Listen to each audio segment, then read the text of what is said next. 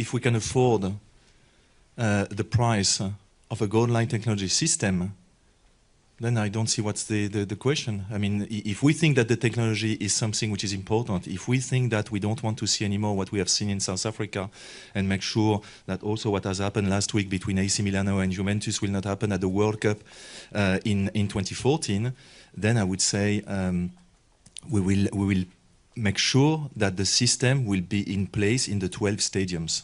I think that the other tournament we have is the Club World Cup next year in December. It's more part of the training for the referees for the World Cup that we could decide with Massimo that it would make sense to install in Japan next year in the 2 stadiums already the system for the players and for also the company to have a real test. As you said, I mean, it's important to have real test.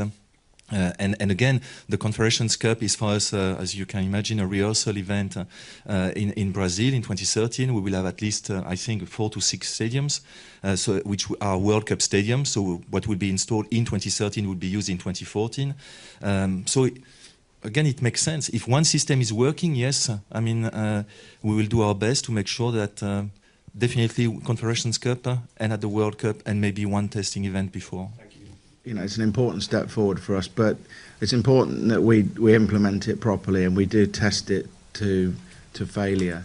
And we saw a video today where you can see the testing that's been undertaken with hundreds and hundreds of balls being fired into the net against walls very, very close to the goal line, etc., etc. So we have the good news is from phase 1 we have absolute certainty, 100% certainty across most of the tests, 99% certainty, which is fine for one of the tests.